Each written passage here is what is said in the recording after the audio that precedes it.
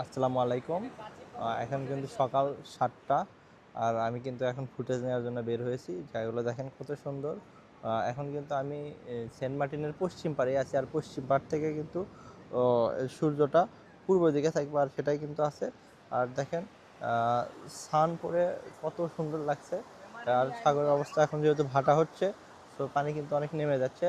আর জোয়ারের সময় কিন্তু এই পানি উঠে এই উপরের এই লোকজন হাঁটাচলা করছে এই পর্যন্ত কিন্তু চলে আসে। দেখেন কত সুন্দর লাগতেছে এখন। এখন কিন্তু ভাটা নামার সময়। আমি কিন্তু ক্যামেরা নিয়ে বের হয়েছি, আর ড্রোন ফুটেজও কিন্তু নিচে ইনশাল্লাহ খুবই ভালো আর এক্সেপশনাল ফুটেজ আছে। দেখেন, আর আমরা যে কক্সবাজারে সাধারণত যে পানি দেখতে পাই সমুদ্রে, এটা কিন্তু একটু ঘোলা টাইপের থাকে, কিন্তু সেন্ট মার্টিনের পানি কিন্তু বেশি স্বচ্ছ এবং খুবই নীল। আর পশ্চিম পাড়া কিন্তু বেশি স্বচ্ছ, আর এই পাশে কিন্তু লোকজন খুবই কম থাকে, সবাই কিন্তু শিলাদ্বীপের ওইদিকে থাকে, বা এখানে রিসোর্টও কিন্তু কম। আর উত্তর পাড়ার দিকে লোকজন কিন্তু বেশি থাকে, ওখানে কিন্তু কিছু এক্সপেন্সিভ হোটেল আছে। আর আমরা কিন্তু এই হোটেলে উঠছি, আমাদের একজন পরিচিত ভাই আছে, ওনারই কিন্তু রিসোর্ট আছে এখানে বেশ কয়েকটা। সো উনি কিন্তু খুবই ভালো ফিডব্যাক দিয়েছে আমাদের। এখন দেখেন কত সুন্দর লাগছে জায়গাগুলো।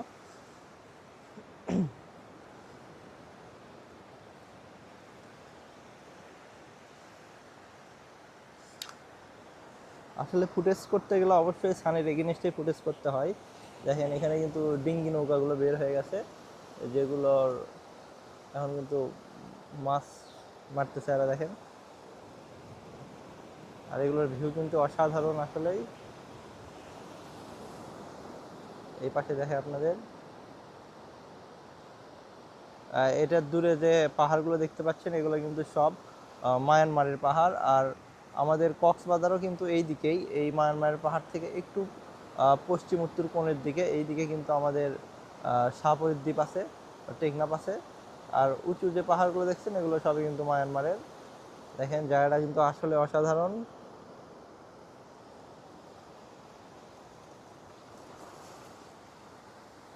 তো আপনারা যদি সূর্য ডোবা দেখতে চান, তাহলে কিন্তু অবশ্যই পশ্চিম তীরে আসতে হবে, এবং পশ্চিম তীরে কিন্তু ভালো ফুটেজ পাওয়া যায়। অনেক ইউটিউবাররা দেখি চলে আসছে এখানে।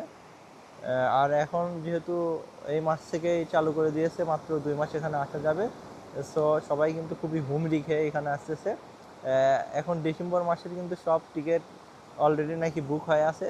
আসা খুবই এখন ঝামেলা একটু। কয়েকদিন পর স্ট্যান্ডিং টিকিট দিলে কিন্তু আপনারা আসতে পারবেন।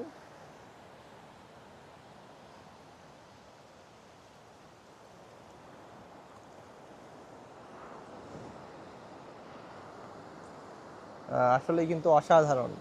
আমি কিন্তু গত মাসে চায়না গিয়েছিলাম, এবং সেখানেও কিন্তু অনেক সুন্দর জায়গা দেখেছি। আর যত সৌন্দর্য থাকুক, বাংলাদেশের সৌন্দর্য কিন্তু আসলে খুবই বেশি, এবং খুবই ভালো ভালো জায়গা আছে, এটা মানতে হবে। আমরা আসলে দেশে থেকে এটার কিন্তু আসলে মূল্য দেয় না। সো যারা সেন্ট মার্টিন আসেন না এখনও, তারা অতি দ্রুত হোটেল বুকিং করে চলে আসতে পারেন। আশা করি সবারই ভালো লাগবে।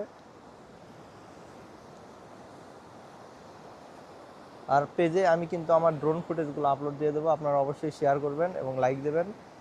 আর কী রকম ভিডিও চান বা কী রকম ভিডিও দেখতে চান, সেটা কিন্তু অবশ্যই জানাবেন। নতুন নতুন প্লেসে দেখা হবে ইনশাল্লাহ নতুন কোনো ভিডিওতে। খোদা হাফেজ।